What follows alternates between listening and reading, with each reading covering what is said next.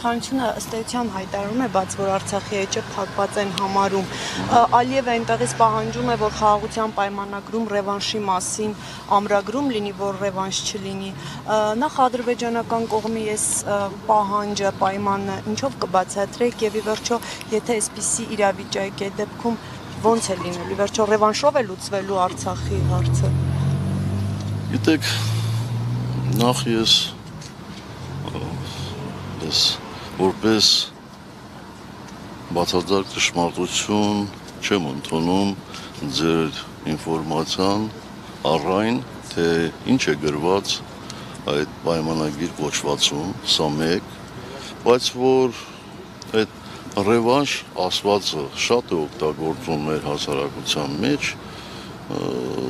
ես մի քիչ տարակուսում եմ, ասինքն ռևանշ ասելով որովհետև վատ բան եք հասկանում, հա։ Գիտեք, ես շատ երկար ժամանակ է, որ զբաղվում եմ շախմատում, եւ այդ շախմատով շախմատի աշխարհում եմ, եւ գիտեք քանի անգամ է եղել, որ մաչ ռևանշ են ասել աշխարհի, այսպես ասեմ, չեմպիոնության համար։ Միթե այդ մարդիկ խելացի չեն եղել, միթե այդ մարդիկ կյանքից ոչինչ չեն հասկանում։ Ռևանշ ի՞նչ է նշանակում ռևանշ։ Ռևանշ նշանակում է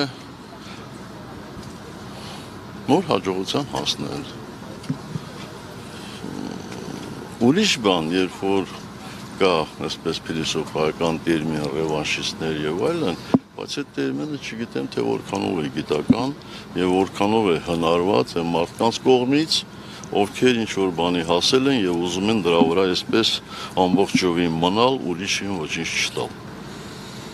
Ես ռևանշի տակ որևէ վատ բան չեմ հասկանում։ Այսինքն ադրբեջանցիների համար ռևանշ է, սա։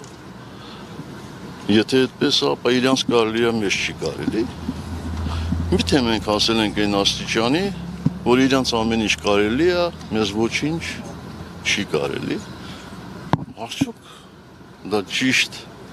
դիրքորոշում է, արդյոք արժե դրա համար ապրել, երբ որ դու ոչ մի իրավունք չունես, ուրիշները բոլոր իրավունքները ունեն։ Պարոն նախագահ, ռևանշիստները ասելով ադրբեջանամետ շրջանակները, հենց այդ թվում Մեթյու Բրայզան նկատի ուներ հենց ընդդիմությանը եւ նաեւ Սփյուռքի տարբեր գործիչների, որոնք Արցախի ու Հայաստանի հարցում բազմաթիվ քայլերի են գնացել, սա ինչպես կմեկնաբանեք։ Դա մեկնաբանելու ինչ կա, այսինքն չգիտեմ,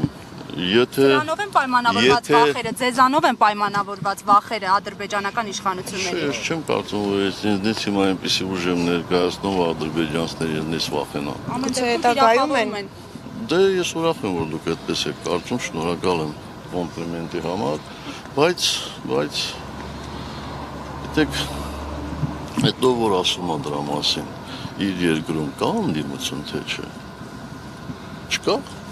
Ես չգիտեմ ով ասել դրա մասին, ինչ ասել, բայց ընդդիմությանը բոլորին նույն, այսպես ասեմ, շարքում դասել, դա էլ կարծում եմ տրամաբանական չի։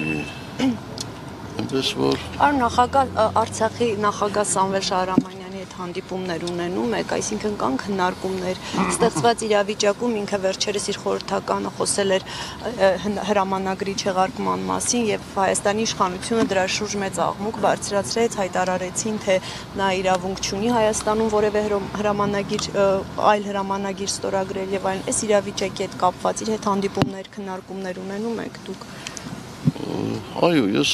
հանդիպումներ ունեցել եմ Սամվել Շահրամանյանի հետ,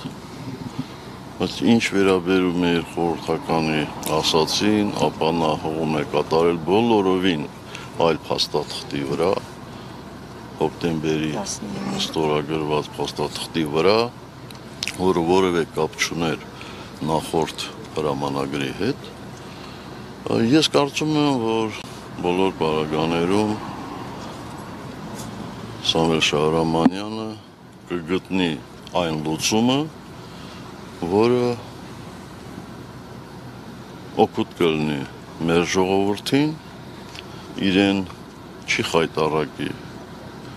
բոլոր ժամանակներում եւ կբացառի այն հանգամանքը, որ մեկ մարդ, նույնիսկ եթե նա հանրապետության նախագահ է, կարող է լուծարել այդ հանրապետությունը։ Չի կարող այդպիսի բան լինել։ Այդպիսի նախադեպեր չեն եղել եւ չեն էլ կարող լինել։ Շնորհավոր Ամանոր եւ Սուրբ Ծնունդ։ Սիրով ձեր Media Hub